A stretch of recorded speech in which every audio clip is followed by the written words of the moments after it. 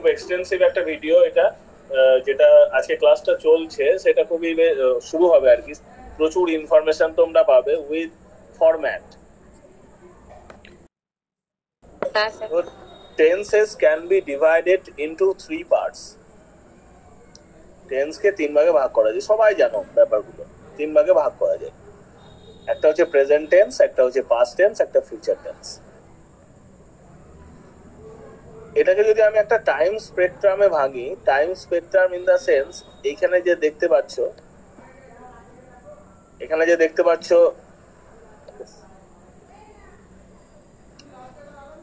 ये mute Saddam sir, আপনি mute করে দেন একটু। টাইম স্পেকট্রামে যদি ভাঙি তাহলে দেখো এই এলাকাটাতে মানে এই এক্স্যাক্টলি এই পজিশনটা হচ্ছে প্রেজেন্টের পজিশন, আর তার আগের পজিশনটা হচ্ছে পাস্টের, এবং তার পরের পজিশনটা হচ্ছে ফিউচার। মানে সব থেকে কম সময় যদি কোনো টেন্সের ভাগে থাকে সেটা হচ্ছে প্রেজেন্ট টেন্সের।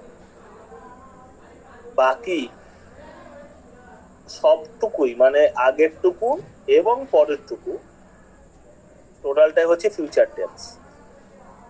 ঠিক আছে, দেখো প্রেজেন্ট টেন্স হচ্ছে বর্তমানকাল, পাস্ট টেন্স হচ্ছে অতীতকাল, এবং ফিউচার টেন্স হচ্ছে ভবিষ্যৎকাল। Each of these above mentioned tenses can further be divided into sub parts. এইবার আমরা পড়বো সাব পার্টস। সাব পার্টস মানে হচ্ছে যে পার্টটা আমাদের প্রত্যেকটা টেন্সের কতগুলিকে পার্টে ভাগ করা থাকে, প্রত্যেকটা টেন্সকে, সেটাকে বলছে সাব পার্ট। এই প্রত্যেকটা টেন্সের ভাগগুলোকে মানে আমি যদি প্রেজেন্ট টেন্স নিই তাহলে simple present tense, present continuous tense, present perfect tense, present perfect continuous tense. যদি পাস্ট নিই তাহলে simple past, past continuous, past perfect এবং পাস্ট পারফেক্ট কন্টিনিউয়াস। যদি ফিউচার নিই তাহলে সেম একই রকম ভাবে আমরা যাব। পরে দেখো দে আর ফার্দার ডিভাইডেড ইনটু 3 পার্টস। এখানে ছকের আকারে আছে, যখন তোমরা পিডিএফটা হাতে পাবে পুরো ব্যাপারটা ক্রিস্টাল ক্লিয়ার হয়ে যাবে। দেখো এখানে প্রেজেন্ট টেন্সের যে অংশটা সেটাকেও 4 ভাগে ভাগ করা হয়েছে, পাস্ট টেন্সের অংশটাকেও 4 ভাগে ভাগ করা হয়েছে, এবং ফিউচার টেন্সের অংশটাকেও 4 ভাগে ভাগ করা হয়েছে। কালারগুলো চেঞ্জ করা হয়েছে অনলি ফর ডিমার্কেশন, অন্য কোনো কারণ নেই। ঠিক আছে, এইভাবে ভাগ করা আছে, আমি ওটা লিখে দিয়েছিলাম আর এটা ছকে করা আছে, এটুকুই পার্থক্য। Next present tense. এবার present tense can be defined as an expression for an activity that is currently in action or is habitually performed. মানে দেখো আমি বাংলাতে বলছি, ভালো করে বোঝো। প্রেজেন্ট টেন্সকে সংজ্ঞায়িত করা হয় অ্যাজ অ্যান এক্সপ্রেশন, একটা প্রকাশ রূপে। কিসের প্রকাশ? ফর অ্যান অ্যাক্টিভিটি, কোনো একটা কাজের, that is currently in action, যেটা বর্তমানে কাজে আছে, অর অথবা ইজ হ্যাবিচুয়ালি পারফর্ম, অথবা অভ্যাসগতভাবে ঘটে এমন বিষয় বোঝাতে। প্রেজেন্ট টেন্সের যে আমরা 4টে ভাগ পড়ব, এই 4টে ভাগই এই টাইম স্পেকট্রাম যদি হয়, এটা এত অনেকটাই শুনি, টাইম স্পেকট্রাম যদি হয়, এই টাইম স্পেকট্রামে কোথায় অবস্থান করছে না এই রকম একটা জায়গাতে অবস্থান করছে এক্স্যাক্টলি, এবং তার ওই ক্ষণস্থায়ী ভাবটা যে মুহূর্তে আমরা ধরো ক্লাসটা শুরু করেছি, এখন যখন বলছি এবং বলা যখন শেষ করছি, ঠিক এইটা যেন চলে চলে যাচ্ছে এইদিকে। আমরা এইরকম ভাবে একটা জায়গাতে লাঠি নিয়ে দাঁড়িয়ে আছি, আর টাইমটা যেন এই দিকেও চলে যাচ্ছে। মানে একটুক্ষণ পরে যেটা ভবিষ্যৎকাল, সেইটাও যেন খানিকক্ষণ পরে এইখানে চলে আসছে, এদিকে মুভিং। তাহলে এই যে বহমান সময় যেটা ডান দিক থেকে বাম দিকে চলে যাচ্ছে, সেই সময়ের মধ্যে শুধুমাত্র সেইটুকু সময়কেই আমরা বলি যে সময়টা আমরা বাস করছি। এবার এই কথাটার মধ্যে অনেকটা ভুল লুকিয়ে আছে, যে এই সংজ্ঞাটার মধ্যে আমাদের অনেক কিছু বলা হয় না। যেমন আমি যদি ধরো একটা পড়া কথাটা বলি, আমি পড়ি, আই রিড, তাহলে এটা বোঝাবে অতীতকালেও আমি পড়েছিলাম, এখনো পড়ি এবং ভবিষ্যতেও পড়বো, এইরকম ধরনের একটা কথা। যে আজকে ধরো শনিবারে বলছে আমি পড়ি, মানে শুক্রবারও আমি পড়েছিলাম, আবার রবিবারও আমি পড়বো, এইরকম ধরনের একটা সেন্স বোঝাবার জন্য প্রেজেন্ট টেন্স ব্যবহার করা হয়। এটা খুব এক্সটেন্সিভ একটা চিন্তা, কারণ এই টেন্স নিয়ে অনেক রকমের কাজ এখনো পর্যন্ত চলছে। এটাকে বুঝতে গেলে পরে একটু সেন্সিবল হতে হবে, মানে আমরা বাচ্চা বয়সে যেগুলো বুঝেছি সেগুলো সর্বাংশে সত্য নয়। মানে ধরো ফিউচার টেন্সের সময় ব্যাপারটা বলবো আরো, যে বর্তমানের যে জিনিসটা আমরা বলছি অনেক সময় ফিউচারকে ডিনোট করে অথচ বর্তমান কালের রূপ হয়, এরকম ধরনের কেস আছে। যাই হোক, সাধারণত currently in action or is habitually performed, এটা বলতে গেলে পরে প্রেজেন্ট টেন্স বোঝায়। It is used for a state that generally exists or currently ongoing. সাধারণত এক্সিস্ট করে মানে সাধারণত যার এক্সিস্টেন্স আছে এবং যেটা বর্তমানে চলছে, তেমন একটা ভাব বোঝাবার জন্য আমাদের এই প্রেজেন্ট টেন্স ব্যবহার করা হয়। শুনে খুব সহজ লাগতে পারে যে বর্তমান কাল আবার কি বিষয়, কিন্তু বর্তমান কালের এমন এমন বিষয় আছে, এমন এমন জিনিস আছে যেগুলো আমাদের অনেক ভাবিয়ে তোলে। যেমন আমি উদাহরণ দেওয়ার সময় দেখবে প্রেজেন্ট পারফেক্ট টেন্স বলবো, তখন গোটা ব্যাপারটাই অতীতে ঘটেছে, অথচ সেটা আমি প্রেজেন্ট টেন্সে তাকে ঘাড় ধরে টেনে নিয়ে এসেছি, বাধ্য করেছি প্রেজেন্ট টেন্সে থাকতে, কিন্তু ঘটনাটা ঘটে গেছে অতীতকালে, তবুও আমি তাকে প্রেজেন্ট বলছি। কেন বলছি, কি বলছি সেগুলো পরপর বলছি। তাহলে উদাহরণের জায়গাটা কারোর কোনো বুঝতে বাকি আছে? মানে আমার এই সংজ্ঞার জায়গাটা, উদাহরণ নয়, সংজ্ঞার জায়গাটা না স্যার। দেখো এখানে এবার simple present tense, simple present টেন্সের আমরা রুল দেখব, সিঙ্গুলারের একটা রুল এবং প্লুরালের একটা রুল দেখব। সিঙ্গুলারের যে রুলটা সেটা কি, সাবজেক্ট, তারপরে V1, তারপরে ভার্বের পরে এস বা ইএস যোগ, তারপর অবজেক্ট। এইবার এই সাবজেক্টটা অবশ্যই থার্ড পারসন সিঙ্গুলার নাম্বার হবে, আর প্লুরালের কি নিয়ম, প্লুরালে হচ্ছে সাবজেক্ট, তারপর V1, তারপর অবজেক্ট। স্যার V1 কি, এটা জিজ্ঞাসা করো কেউ আমাকে, স্যার V1 লিখছেন, এটা আবার কি জিনিস? তোমরা জানো V1 কি? স্যার এটা কি ভার্ব? অবশ্যই। দেখো ভার্ব ছাড়া তো টেন্স সম্ভব নয়, তাই ভার্ব নিয়ে আমাদেরকে একটু ডিল করতে হবে, আমাদেরকে এখানে ফাঁকা জায়গা লাগবে, এটা আমাদের ফাঁকা জায়গা। দেখো ভার্বকে যদি আমরা ভাগ করি, ভার্বের 5টা রূপ আছে, এটা কিন্তু ভালো করে বুঝবে, সব কিছু বোঝাবার সময় এইটাকে নিয়ে আসবো আমি, সে কুমিরের খাঁচকাটা লেজের মতো গল্প, যাই হবে সব ভার্ব নিয়ে হবে। একটা রূপ হচ্ছে V1, একটা রূপ V2, একটা রূপ V3, একটা রূপ var plus s by s, আর একটা হচ্ছে var প্লাস ing। তাহলে ভার্বের এই তিনটে রূপ। আমি একটা ভার্ব নিলাম, তোমরাই বলো যে কোনো একটা ভার্ব নেওয়ার ক্ষেত্রে বলো যে কোনো একটা ভার্ব, তোমরা বলো, কেউ বলো একজন। গো। গো। বেশ, গো বলে একটা ভার্ব আমি নিলাম, গো মানে যাওয়া। তাহলে গোটার V1 হচ্ছে গো, বেস ফর্ম বলা হয় এটাকে, বা বেয়ার ইনফিনিটিভ ফর্ম বলা হয়। দু রকম বলে, একটা তো V1 বলছে, একটা বলছে বেস ফর্ম, আর একটা হচ্ছে বেয়ার ইনফিনিটিভ ফর্ম।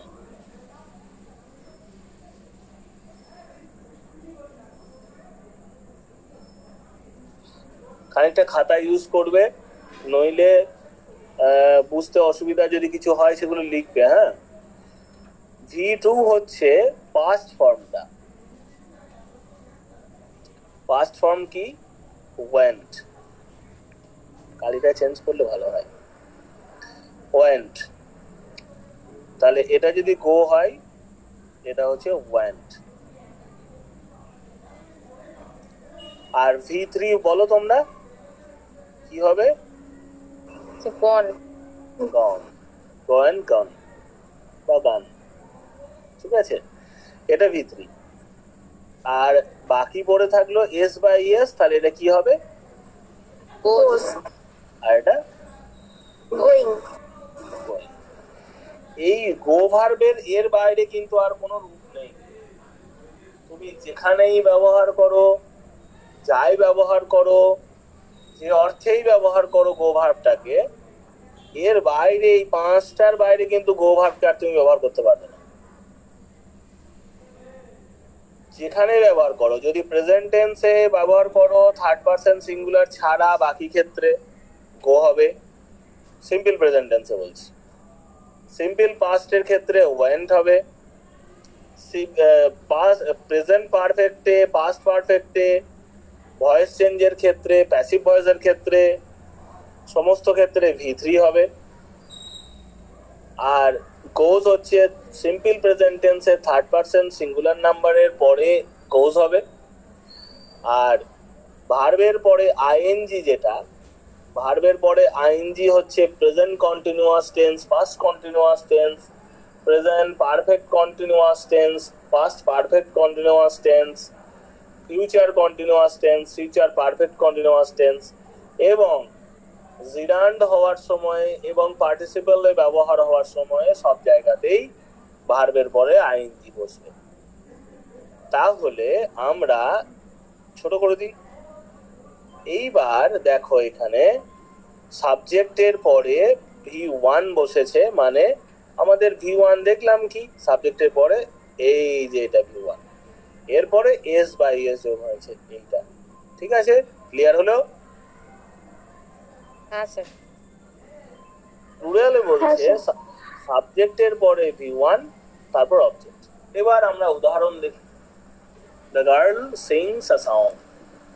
মেয়েটি গান গায়, একটি গান গায়। তাহলে দেখো, সিং ভার্বটার পরে সিং ইজ কিং হয়ে গেছে, এখানে এস যোগ হয়েছে।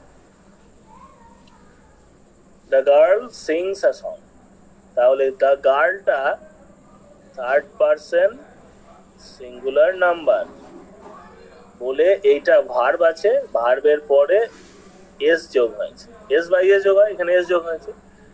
আর সংটা তো অবজেক্ট। হিয়ার সব লেখা আছে, কোনো সমস্যা নেই। The subject is girl singular and s has been added to the verb sing followed by the object song. Next দেখো, এখানটাতে দ্য গার্লস, এটা তো কি থার্ড পারসন প্লুরাল নাম্বার, তাহলে তারপরে শুধু সিং বসলো, সিঙ্গার সং। এখানে সাবজেক্টটা গার্লসটা plural, and no changes have been made with the one, কোনো চেঞ্জই হলো না। ফার্স্ট ফর্ম অফ ভার্ব যেটা V1 সেটাই বসছে অ্যান্ড দ্য অবজেক্ট এর পরেই বসছে। বলো এই স্লাইডটা কারো কোনো সমস্যা?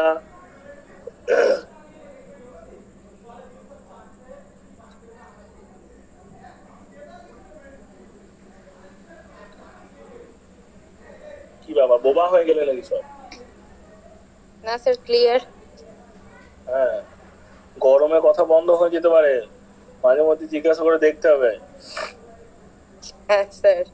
দেখো আমার তো ঠান্ডা লেগে গেল গরমে, আবার এত গরমে আসছি বাড়িতে, ফ্রিজের জল খেয়ে নিচ্ছি, ঠান্ডা লেগে গেল।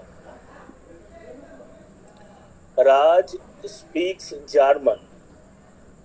রাজ জার্মান বলে, তাহলে Raj third person singular number, speak ভার্বের পরে এস যোগ হচ্ছে, সিম্পল প্রেজেন্ট ফর সিঙ্গুলার। আবার দে স্পিক জার্মান, দেটা দেখো থার্ড পারসন প্লুরাল, তাই শুধু স্পিক হলো। এই ঘরটা মোটামুটি সবাই জানো আশা করছি।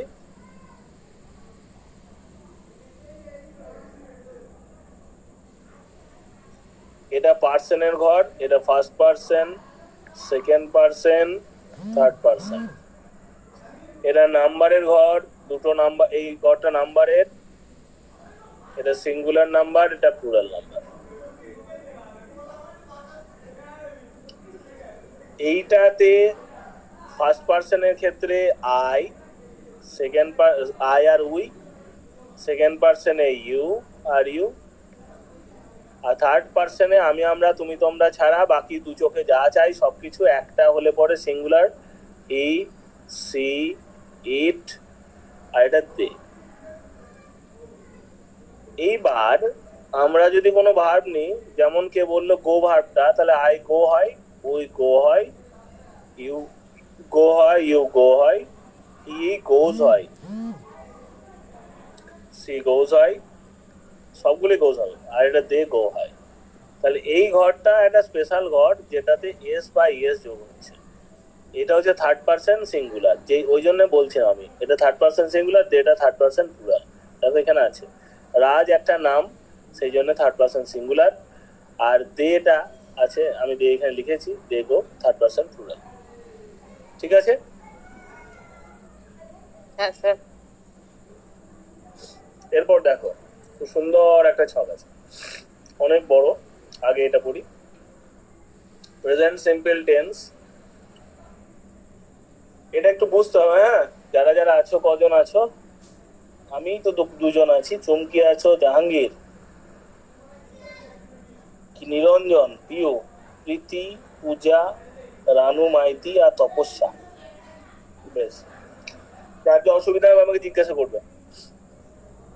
দেখো প্রেজেন্ট সিম্পল টেন্স, এই প্রেজেন্ট সিম্পল টেন্সে স্ট্রাকচারটা বুঝতে হবে। স্ট্রাকচার মানে গঠন। আমাদেরকে বইয়ে, বিভিন্ন রকমের বইয়ে শুধু পজিটিভের স্ট্রাকচারটাই বলে দিয়ে দেওয়া হয়, পরে আমরা নিজেদের দায় দায়িত্বতে নেগেটিভ এবং কোশ্চেনটা শিখতে হয়।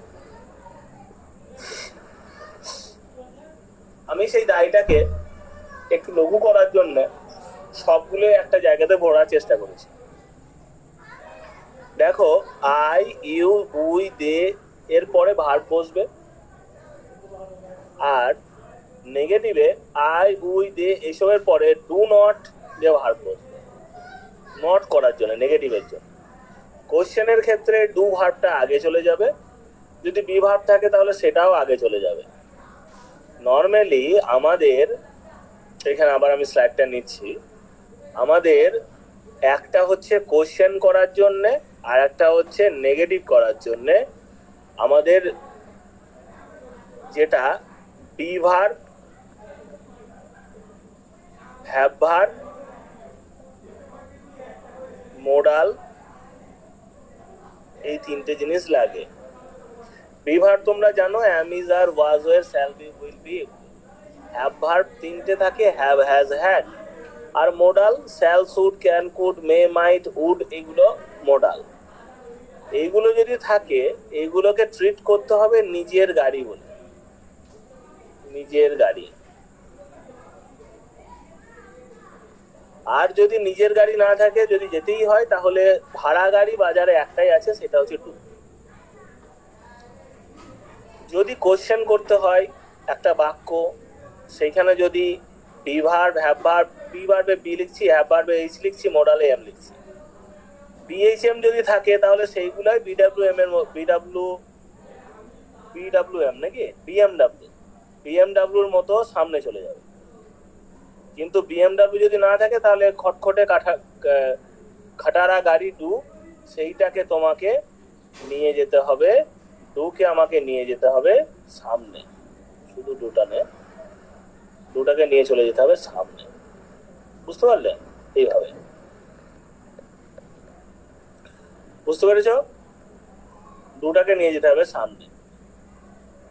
আবার দেখাবো, যদি নেগেটিভ থাকে, যদি নেগেটিভ করতে হয় তাহলে নেগেটিভ একটা নো থাকে, নোকে কোলে নেবার জন্য এই বি ভার্ব আছে, হ্যাভ ভার্ব আছে, মোডাল আছে। যদি ওরা না থাকে তাহলে ডু বলবে আয় আমার কোলে এসে চা।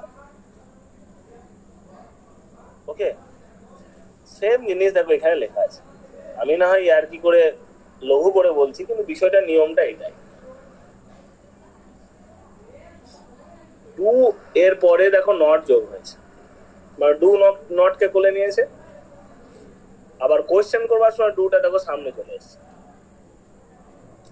ঠিক তেমনি ভাবে ই সি ইটের ক্ষেত্রেও তারপরে যেটা ভার্ব হবে তারপরে তো এস বা ইএস যোগ হবে।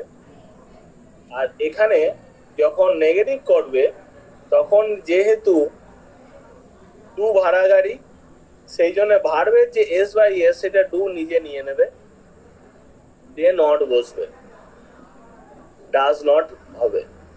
এইভাবে লিখতে পারো বা এইভাবেও লিখতে পারো। আর এটা ডাজ হি বা সি বা ইট দিয়ে তারপর ভার্ব, মানে এই ভার্বের পরে এস বা ইএস ছিল, সেটা ডু নিজে নিয়ে নিয়েছে। বুঝতে পেরেছো? বলো আমাকে, বুঝতে পারছো নাকি? হ্যাঁ স্যার। হ্যাঁ বুঝতে পেরেছি। ঠিক আছে। এরপর দেখো গোটাটা একটা জায়গাতে দেওয়া আছে। আয়ের পরে যদি আই লাভ কমিক্স এরকম একটা বাক্য আমি নিয়েছি, পজিটিভে আই লাভ কমিক্স, নেগেটিভে আই ডোন্ট লাভ কমিক্স, কোশ্চেনে ডু আই লাভ কমিক্স, আর নেগেটিভ কোশ্চেনে ডোন্ট আই লাভ কমিক্স, মানে আমি কমিক্স ভালোবাসি। আমি কমিক্স ভালোবাসি না। আমি কি কমিক্স ভালোবাসি? আমি কি কমিক্স ভালোবাসি না। বুঝতে পারলে? এইটা মানে তুমি এবার সেরকম, তুমি কমিক্স ভালোবাসো, তুমি কমিক্স ভালোবাসো না, তুমি কি কমিক্স ভালোবাসো আর তুমি কি কমিক্স ভালোবাসো না। সে খাবো না আমি চা, সে করোনার সময় একটা বেরিয়েছিল যে, শুনেছো? হ্যাঁ স্যার, খাবো না আমি কি চা খাবো না, ওইরকম। ঠিক সেরকম। He loves comics, he does not love comics. দেখো এখানে দেখো হি লাভস আছে, এই জায়গাটা ভালো করে দেখো, ইএস যোগ আছে। এই ইএস যখনই আমি ডু ভার্বের সাহায্য নিলাম নট করবার জন্য, তখন ডু বললো যে আপনি তো বাবু আমাকে ভাড়া দিয়ে এনেছেন, তাহলে কেন এই ইএসটাকে মাথায় করে নিয়ে বেড়াচ্ছেন, এসটাকে আমাকে দেন। ডু নিজে নিয়ে ডাজ হয়ে গেল, he does not love comics. তেমনি কোশ্চেনের ক্ষেত্রে ডাজ হি লাভ কমিক্স, কোশ্চেনের ক্ষেত্রেও দেখো যেহেতু এখানে কোনো বি ভার্ব নেই, এখানে কোনো হ্যাভ ভার্ব নেই, কোনো মোডাল নেই, সেই জন্য ডু ভার্বের সাহায্য আমাকে নিতেই হচ্ছে। যখন নিলাম তখন লাভের পরে এস যোগ ছিল, সেই এসটা ডু নিজে নিয়ে নিল। এখানেও তাই does not he love comics. বুঝতে পারছো যে কেন নিল? এটা ডুটা ডাজ কি করে হচ্ছে? ডুটা ডাজ হচ্ছে এই জন্যই যে এই লাভ ভার্বের পরে এস যোগ ছিল, সেইটা ডু দয়া পরবশত নিজের ঘাড়ে নিয়ে নিল। She loves comics, he does not love comics. Does she love comics? Does not she love comics? সবগুলোই দেখে নাও, সবগুলোই পড়ে পড়ে দিচ্ছি। It loves comics, it does not love comics. Does it love comics? Doesn't it love comics? Sir আপনার voice এত slow আসছে কেন? সবার কি একই রকম সমস্যা হচ্ছে? না স্যার, ঠিকই আছে, ঠিকই আছে। তাহলে কে জিজ্ঞাসা করলে আমাকে? আপনি স্যার চুমকে, আমি কিছুই শুনতে পাচ্ছি না। স্যার ওটা ইয়ারফোন ইউজ করেছিল। চুমকি একটু নেটওয়ার্কে যাও, আর হেডফোনটা একটু ইউজ করো, দেখো যদি ঠিক হয়, কারণ বাকিরা সবাই শুনতে পাচ্ছে তো, আর আমি তো রীতিমতো ভাবে আমার ট্যাবের সামনে মুখ ঝুঁকিয়ে চিৎকার করে বলছি। আচ্ছা একটু দেখো চেষ্টা করে, যদি না হচ্ছে তাহলে পরে একবার লেফট করে আরেকবার জয়েন হয়ে যাবে, একটু চেষ্টা করে দেখো। বাকিদের কোনো সমস্যা হয়নি নিশ্চয়ই? না না স্যার, আমাদের কোনো সমস্যা নেই। না স্যার, ভালোই শোনা যাচ্ছে। ঠিক আছে। আমার কর্কশ হেঁড়ে গলার সাউন্ড তো সবাই শুনতে পায় ভালো, শুনতে না পাওয়ার কিছু নেই। এরপর দেখো, she love they love comics, they don't love comics, do they love comics, আর ডোন্ট দে লাভ কমিক্স, বাস। তাহলে সিম্পল প্রেজেন্ট টেন্স সম্বন্ধে ইয়েতে যা যা ছিল আমাদের সবকিছু আমরা দেখে নিলাম। আমরা একে একে 12টা যাব, 12টা পর্যন্ত যাব, মানে রাত 12টা নয়, মানে 12টা টেন্সের ফর্ম পর্যন্ত যাব। এবার তোমরা ইয়ে করো, মানে প্রথমটা বুঝতে পারলে নাকি বলো, বুঝতে পেরেছো?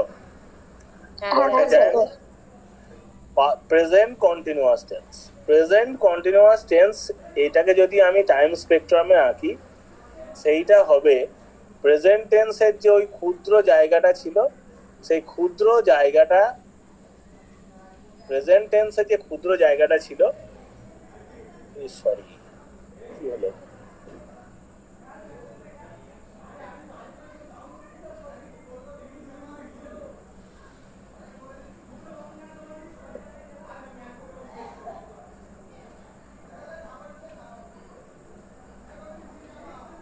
শোনা যাচ্ছে কথা? হ্যাঁ স্যার।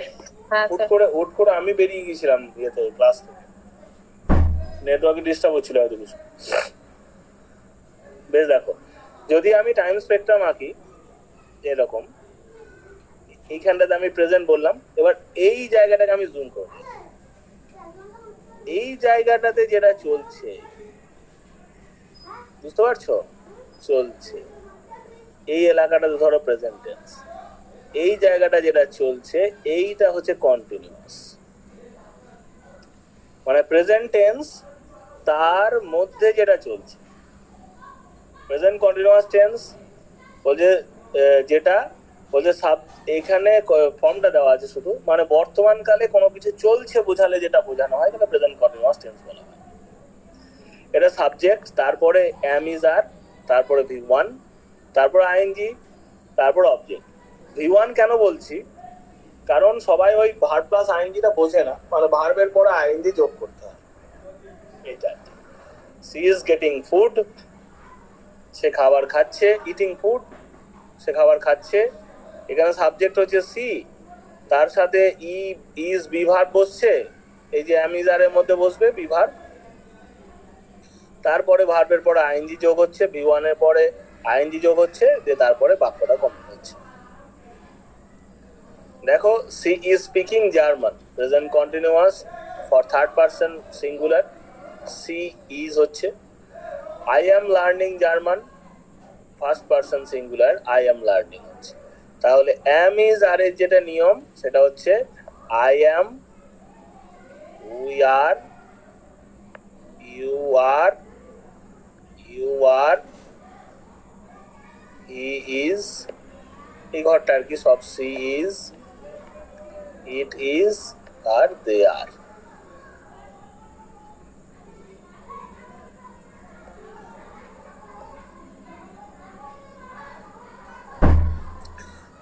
তাহলে কেবলমাত্র এই ঘরটাতে ইজ হচ্ছে আর এই ঘরটাতে এম হচ্ছে, এম ইজ, আর বাকিগুলো ঘরে সব আর হচ্ছে। ঠিক আছে, এটা নিয়ম। এই ভদ্রমহিলা জার্মান বলছে না কি বলছে জানি না, তবে ছবিটা দিয়েছে, তোমরা ভাবো এই জার্মান বলছে। এরপর দেখো progressive verb tense.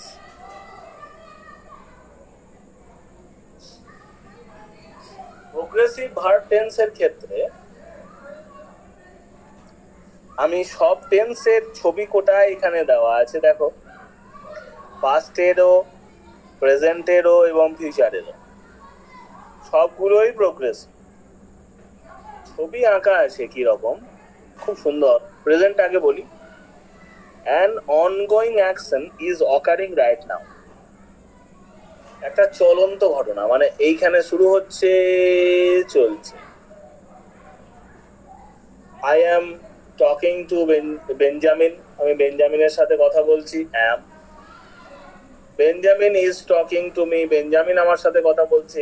Is the students are talking to Benjamin, ছেলেরা বেঞ্জামিনের, স্টুডেন্টরা বেঞ্জামিনের সাথে কথা বলছে। তাহলে অ্যামিজারের ব্যবহার কি করে হলো দেখলে? তারপরে সবগুলোই দেখো, টকের পরে আইএনজি, তারপরে অবজেক্ট। পাস্টের ক্ষেত্রেও সেম জিনিসই হয়।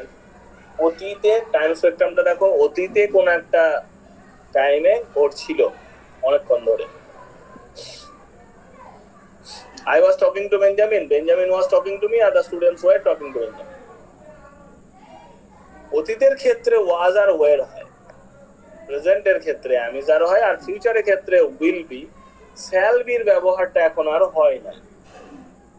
এইটা আমি বলছিলাম যে এখন নতুন নতুন ইংরেজি চলছে, শ্যালের ব্যবহারটা খুব কমে গেছে। কমে গেছে মানে একবারে নগণ্য হয়ে গেছে, আই উইল হয়ে যাচ্ছে। মানে আই শ্যাল, উই শ্যাল বলতাম আগে, কিন্তু সে শিয়াল আর নেই, শিয়াল পালিয়েছে, সব এখন will. I will be talking to Benjamin, or Benjamin will be talking to me, or the students will be talking to Benjamin. ফিউচারের ক্ষেত্রে এগুলো হচ্ছে ভবিষ্যতে।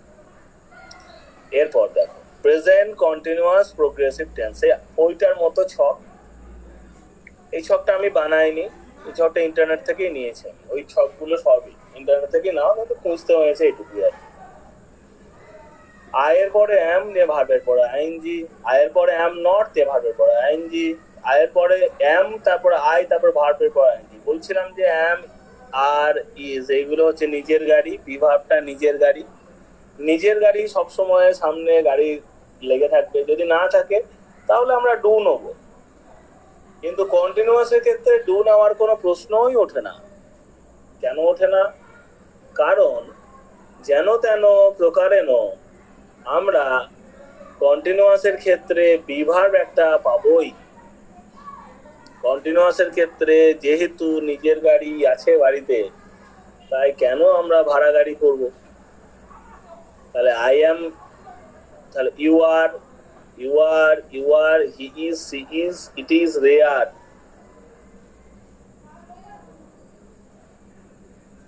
আর এবং ইজ এবং এম সবগুলোই সামনের দিকে চলে যাবে। দেখো কোশ্চেন করবার সময়ও বটে, আবার নেগেটিভ করবার সময়ও বটে। নেগেটিভের নটটা বিভার্বের কোলে বসবে, আর কোশ্চেন করবার সময় বিভার্ব সামনে ঢালের মতো দাঁড়াবে। আই এম টেকিং পিকচার্স, আমি ছবি তুলছি। I am not taking pictures, আমি ছবি তুলছি না। I am taking, am I taking pictures? দেখো I am taking pictures টা am টা সামনের দিকে চলে গেল, এইখানে চলে এলো। Am I taking pictures দিয়ে জিজ্ঞাসা হচ্ছে, am I not taking pictures? আমি কি ছবি তুলছি না? You are taking pictures, you are not taking pictures, are you taking pictures, or are you not taking pictures? একটা হবে আর ইউ নট করা যায়, আর একটা হচ্ছে are not you taking pictures, দুটোই করা যায়। যখন আমি নর্মাল আর লিখবো তখন আরটা বাইরে চলে যাবে। যদি আর এর সাথে নটটাকে অ্যাব্রিভিয়েটেড ফর্মে ব্যবহার করি, at that time when we are making questions, যখন করছি কোশ্চেনটা, then আর নটটাও আর এর পিছনে পিছনে ঘাড়ে চেপে চলে যাবে বাক্যের সাথে। Same as is not he, is not she, is not taking pictures. দেখো এখানে ইজন্ট করছি, কিন্তু যখন আমি কেটে কেটে বলছি দেখো, তখন ইজ ইট নট করছি। তাহলে যখন আমি অ্যাব্রিভিয়েটেড ফর্মে লিখবো, তখন আমরা সামনের দিকে নটটাকে নিয়ে যেতে পারবো, কিন্তু যখন অ্যাব্রিভিয়েটেড ফর্ম লিখবো না তখন সামনের দিকে নটটাকে নিয়ে যেতে পারবো না। এই যে ছোট্টখাট্ট জিনিসগুলো এখন তোমরা শিখছো টেন্স পড়ার ক্ষেত্রে, সেইগুলোই পরীক্ষাতে কাজে লাগবে। চাকরির পরীক্ষাতে এই ধরনের নলেজ গুলো দরকার, যে যদি নটটা অ্যাব্রিভিয়েটেড রূপে থাকে তাহলে কোথায় থাকবে, যদি বিভার থেকে আলাদা হয়ে থাকে তখন কোথায় থাকবে।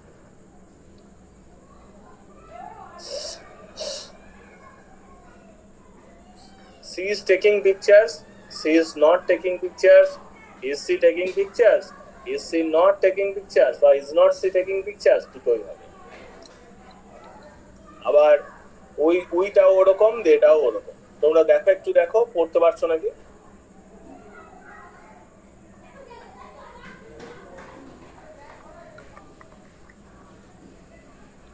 নিজেরা বুঝতে পারছো নাকি দেখো, যে স্লাইডটা দেওয়া হয়েছে এটাতে।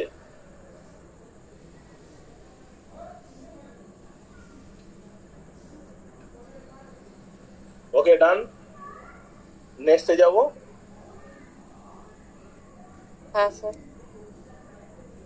বাকিরা? হ্যাঁ স্যার। ঠিক আছে। এরপর দেখো present perfect tense. Present perfect tense হচ্ছে সিঙ্গুলার এবং প্লুরালের ক্ষেত্রে কিরকম হয়, যে সাবজেক্টের পরে হ্যাজ বসে, মানে হ্যাভ ভার্বের তিনটে রূপ। হ্যাভ ভার্বের তিনটে রূপ। হ্যাভ নিজে, একটা হচ্ছে হ্যাজ, একটা হচ্ছে হ্যাড। এই তিনটেই বহুরূপের মতো রূপ, তিনটে কস্টিউম আছে।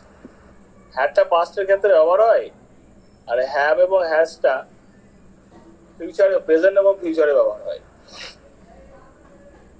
দেখো, সাবজেক্টের পরে হ্যাজ, তারপরে V3 ফর্ম। যে V3 ফর্মটা খানিকক্ষণ আগে আমি বলেছিলাম, গো অ্যান্ড ডান, যেটা ডু ডিড ডান, যেটা ডানটা। ওয়ার্ক ওয়ার্ক 3 নম্বর যেটা বলছি সেটা V3। তারপরে অবজেক্ট। তাহলে সাবজেক্ট যদি সিঙ্গুলার হয় হ্যাজ বলছে, কিন্তু আই এর পরে হ্যাভ হয়, উই এর পরে হ্যাভ হয়, you have, he has, she has, it has, they have. I এর পর সাবজেক্ট যদি প্লুরাল হয় তাহলে হ্যাভ হয় বলছে, আর আই এর পরে হ্যাভ হয়। বাদ বাকি ক্ষেত্রে সব শুধুমাত্র সে থার্ড পারসন সিঙ্গুলার নাম্বার যেটাতে এস বা ইএস যোগ হয়েছিল সিম্পল প্রেজেন্ট টেন্সে, সেই ঘরের লোকগুলোর ক্ষেত্রে আমরা হ্যাজ ব্যবহার করব। He has clean the utensils, সে বাসনগুলো পরিষ্কার করেছে। এখানে he is the subject and has, তারপরে clean, third form of verb, and utensils is the object. এটা কি অর্থে ব্যবহার হয়? প্লুরালের ক্ষেত্রে এখানে হ্যাভ হচ্ছে, তারপরে হচ্ছে। কি অর্থে ব্যবহার হলো তাহলে? পারফেক্টের অর্থটা কি? কি অর্থে ব্যবহার করলাম পারফেক্টটা আমরা? যখন আমরা এই রকম একটা জায়গাতে থাকবো, যখন আমি কথা বলছি এই জায়গাটাতে কথা বলছি, অথচ একটা ঘটনা এই রকম ভাবে এই জায়গাতে শুরু হয়েছে এবং শেষ হয়ে গেছে, অথচ তার আফটার ইফেক্ট চলছে, সেই ক্ষেত্রে আমরা প্রেজেন্ট পারফেক্ট টেন্স ব্যবহার করতে পারি। প্রেজেন্ট পারফেক্ট টেন্স একটা মজার টেন্স, আসলে অতীত কিন্তু বলি বর্তমানে। এইবার এই প্রেজেন্ট পারফেক্ট টেন্সের ব্যবহারের একটা ছোট্ট উদাহরণ দিই, কি রকম ধরনের ব্যবহার হয়। যদি ধরো আমি খেয়েছি,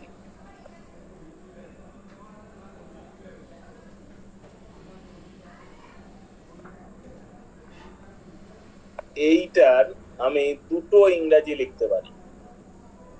একটা হচ্ছে আই এট, আর একটা হচ্ছে আই হ্যাভ ইটেন। এবার কি স্যার, তাহলে আই এট থাকলে আমি কি বুঝবো, বা আই হ্যাভ ইটেন থাকলে আমি কি বুঝবো? বোঝার ব্যাপার খিদেতে আছে। খাওয়া ক্ষুধার সাথে সম্পর্কিত। তোমার যদি খিদে লেগে থাকে তখন তুমি বলবে আই এট। যদি তোমার খিদে না লেগে থাকে তখন তুমি বলবে আই হ্যাভ ইটেন। কি মজার ব্যাপার না? তোমার ধরো খিদে লেগে আছে, তখন বলবে আই এট মাই ফুড। আমি খেয়েছিলাম আমার খাবার। তখন বুঝতে হবে যে বেচারার খিদে লেগেছে, মানে গুড় বাতাসা খেতে দিতে হবে। আর আই হ্যাভ ইটেন মানে আমি খেয়েছি, দুটোই আমি খেয়েছি। এইটার মানে হচ্ছে তুমি সবেমাত্র খেয়েছো বা তোমার খিদে এখনো লাগেনি।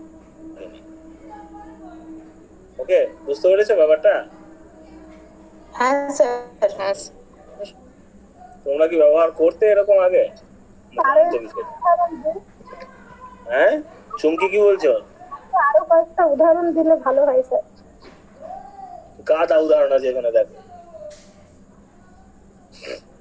উদাহরণ আছে। আমি করাবো তো, আজকে তো পড়ানো হচ্ছে, প্র্যাকটিস আছে, আবার টেন্সের প্র্যাকটিস আছে, তখন দেখবে কত উদাহরণ আসছে। দেখো পজিটিভ ক্ষেত্রে আই এই হ্যাভ হবে, যে তারপরে আই এর পরে ইউ এর পরে উই এর পরে দে এর পরে হ্যাভ হবে, তারপরে ভি থ্রি হবে। নেগেটিভের ক্ষেত্রে হ্যাভ ভার্বের পরে নট হচ্ছে, আর কোশ্চেনের ক্ষেত্রে হ্যাভ ভার্বটা সামনে চলে যাচ্ছে। হ্যাভ ভার্ব হচ্ছে ইয়ে ভার্ব,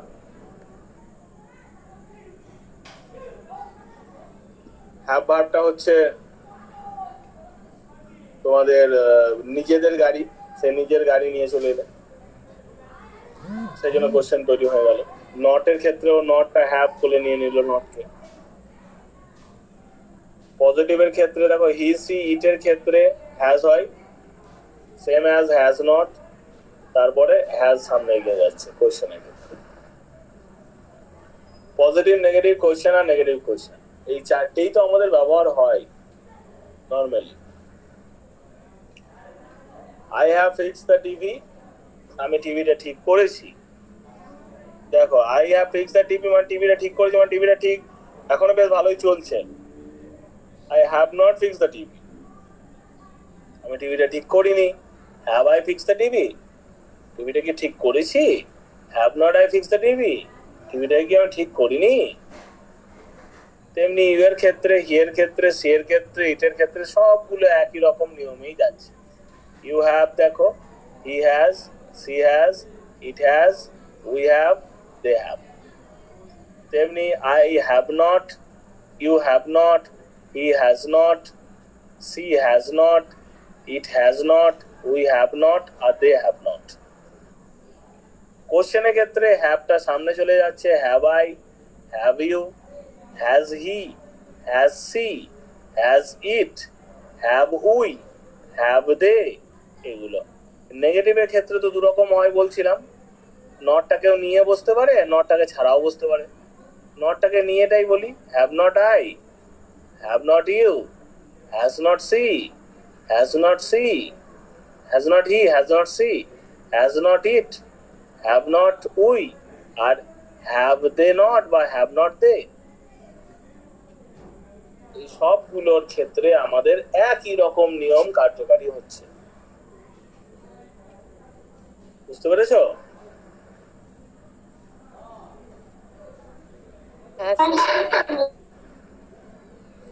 হ্যাঁ, কি বললে?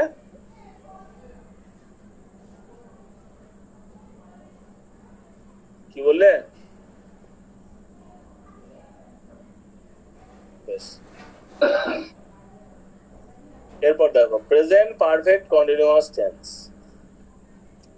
প্রেজেন্ট পারফেক্ট কন্টিনিউয়াস টেন্সের ক্ষেত্রে আমাদের কি হয় কেসটা?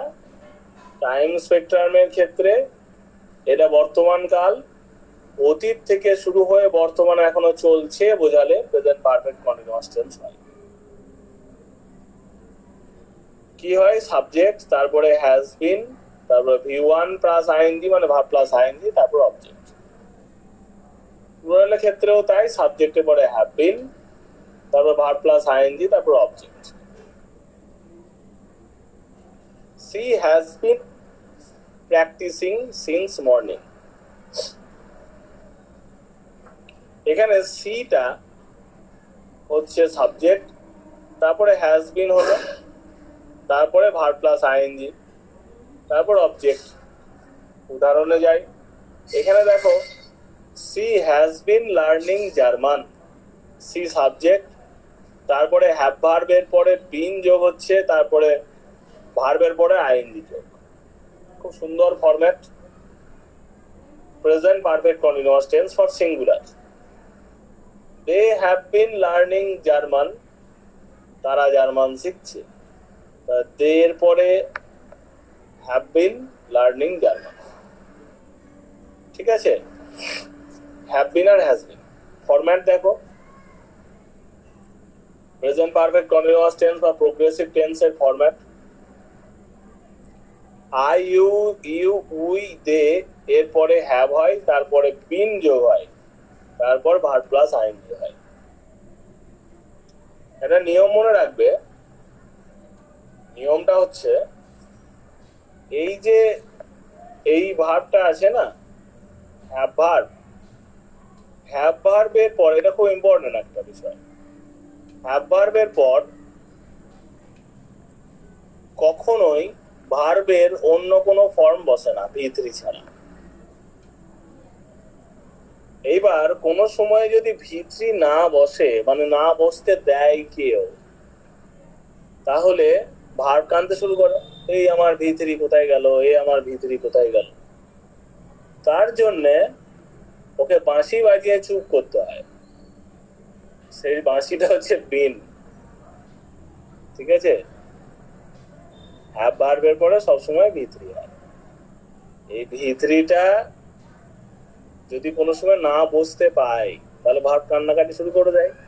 সেই কান্না থামাবার জন্য বিন বাজিয়ে যেমন সাপ নাচানো হয়, তেমনি ভার্বকে চুপ করানো হয়। ফরম্যাটটা ওই জন্যে সাবজেক্ট, সাবজেক্ট মানে ধরো সি করছি, সি, সি এর পরে হ্যাজ দিয়ে, তারপরে ভার্বের পরে আইএনজি, যেহেতু কন্টিনিউয়াস আছে সেই জন্য তো বুঝতেই হবে, কন্টিনিউয়াস বেশি পাওয়ারফুল। তারা সিঙ্গিং করছি, যখনই সিঙ্গিং লিখে দিলাম তখন সিং ভার্বটা কানতে লাগলো, বলে এই আমার ভি3 কোথায় গেল। তখন বলল যে চিন্তা নাই, আমি আগে একটা বিন বসিয়ে দিয়েছি। she has been singing since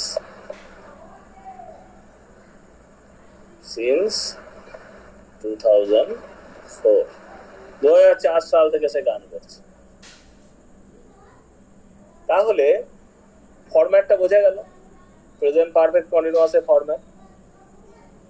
এইখানে আমাদের যখন টেস্ট করব দেখবে এই ফর আর সিন্স, এই দুটো জিনিস নিয়ে আমাদের কোশ্চেন আসবে, ফর এবং সিন্স। যখন সময় ধরে বোঝাবে, সময় ধরে, period of time, period burn বলে হয়,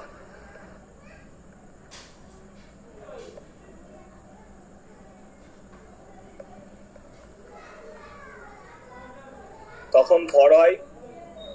যখন পয়েন্ট অফ টাইম হয়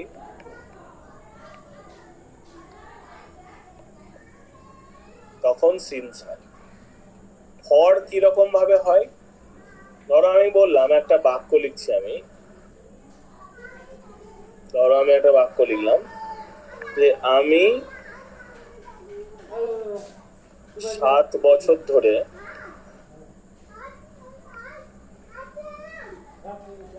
রামপুরহাটে আছি।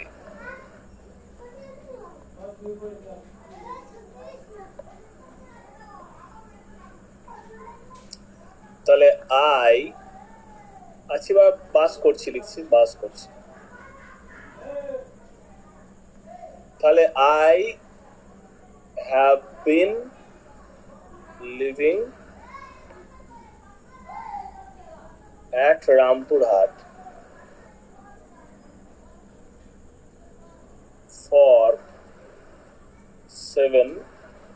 ইয়ার্স।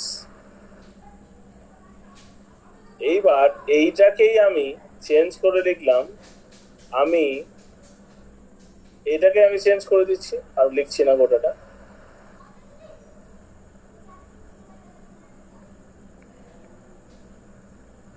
আমি 2017 থেকে রামপুরহাটে বাস করছি। তখন হয়ে যাবে I have been living in Rampurhat since 2017। বুঝতে পারছো?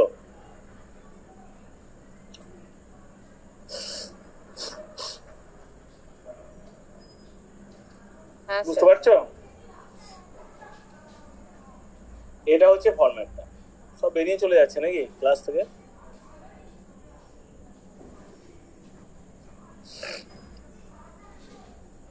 বেশ, এরপর দেখো এখানে ব্যবহার করা আছে I have been playing, I have not been playing, have I been playing, আর হ্যাভ আই নট